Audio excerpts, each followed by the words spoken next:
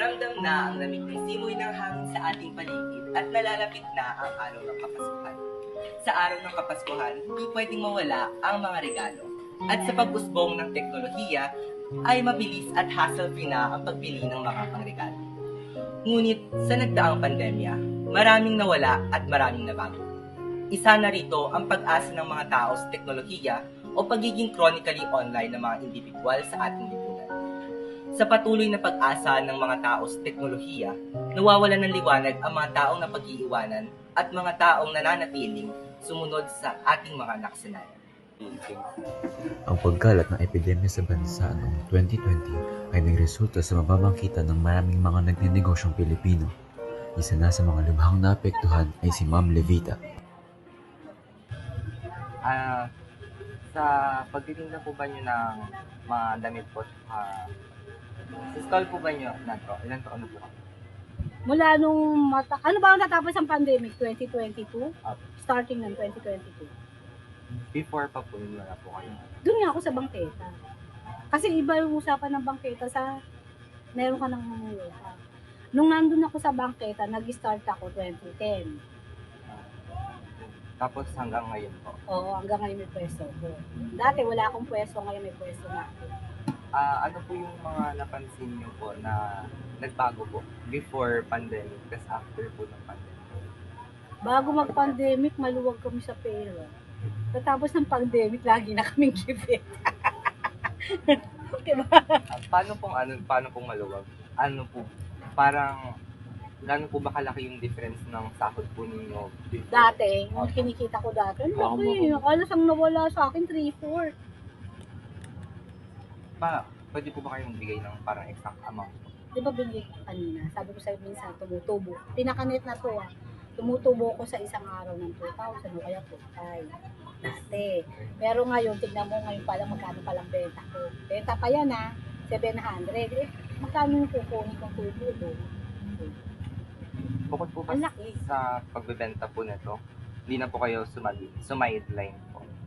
Ito na po yung tayo. Talagang ito na, mapamatumal, mapamabili. Ito na. Malaki ang epekto ng pandemya noong 2020 sa ating bansa.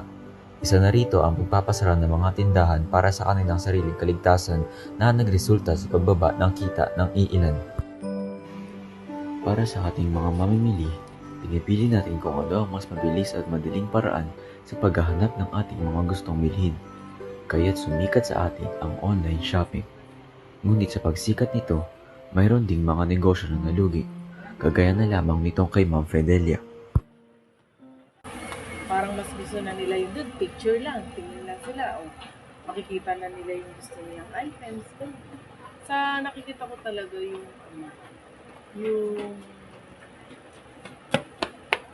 kung ano yung bago, in kasi ngayon ang online.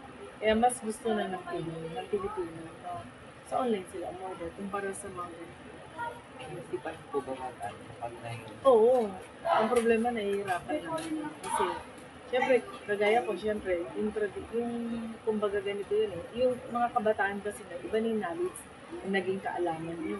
Kumpara sa amin ng mga dati, na pinipilit ko yung naaral, pero nahihirapan ako. Pero gusto ko talaga aralin. Kasi, talagang yun na talaga siguro ang magiging business ko rin pagdating na pag natutunan ko. Kasi nga, mahina na revision ng business. Napakahina. So, tapos, ang mga school talaga, ginto na ang presyo. Ginto ang presyo talaga ng presyo. Wala na, magkano presyo sa 1,073 tsaka 3,000. 1,125 a day. A day. Magkano po ba yung rento sa... So, negative na, di ba? So, binibenta mo a day ng 4,000. Pag linggo, bumibenta ka naman ng 10, minsan 15, siniswerte. Pero pag simple araw, 4 to 5 na lang. Ang a day ko, 1,125. So, halos nasa 30,000 higit sa buwan. Di ba?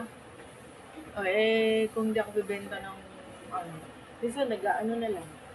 Minsan, alam mo, 125, bibenta ka 5,000. Negative na yun. Kaya lang, marami lang ako ipundot ko. Kaya hindi maiwasan sa traditional business na iba na utang. Nagne-negative ka na sa daily mo. Pero para lang mapunan, kompleto pa ulit yung stock mo. Ayun, utang mo. Base sa chart mula sa altercontacts.org, ang pinakamalaking pagsubok na kinakatapat ang mga negosyante sa online shopping ay ang kawalan ng kaalaman tungkol dito, tulad na lamang ni Ma'am Fidelia. Marami sa atin mahilig bumili online kaysa lumabas para bumili ng ating mga gusto. Pero ito nga ba ang pinakamagandang opsyon? Ating tanungin si Ma'am Levita. Para po ba sa inyo, ano po yung pinaganda po ng mga parang sidewalk stalls po or pagiging sidewalk vendor po ninyo kesa po sa online shopping na nakasanayan po ng mga tao? Ano ang diferensya? Pinaganda po ng mga ganito pong stall. O yun lang, yung kasi unang-una, syempre kami, tulad ako, sarili ko to, di ba? Hindi katulad sa mga online, may mga tao, mas malaki ang kapital nila, mas malaki ang expenses. Ako, expenses ko lang, rent, ilaw. Di ba? Pero, ang pangit lang nga sa online, yung sinasabi ko sa'yo kanina, in-order mo, hindi yun ang i-deliver. Sobrang katamaran sa online, o-order ka lang sila. Diba? Pero ang laki imbis na sa amin na yung bibili sa online pa. Hindi mo rin sila pwedeng saggasahan kasi yung mga nagdi-deliver kailangan din nilang kumita. Sa nagdaang taon, hindi natin maikakaila na maraming nawala at maraming nagbago. Kung ang pag-angkop sa ating sarili sa trending ang ikagiginhawa ng ating buhay, paano naman ang mga taong hindi makasabay sa makabagong buhay? Kung dati mahirap na ang pamumuhay, paano pa kaya ngayong marami na ang nakakaapekto sa kanilang pinagmumulan ng pamumuhay? Higit na nakakatulong ang teknolohiya at makabagong paraan sa atin. Ngunit isa rin ang teknolohiya sa nagkukubli sa mga gawin na ating tiyatangkilik at nakasanayan. Tunay na maraming magandang naidulot ang pagbabago sa atin. Ngunit, hahayaan ba natin unti-unting maglaho ang ating tradisyon at magbago lamang sa pag-usbong? Sa hirap na dinadanas sa pang-araw-araw ng mga taong nagbebenta at nakikipaglaban sa teknolohiya, hindi nila ngayon maisip kung paano muli uusbong at babalik ang mga nawala sa kanilang pamumuhay.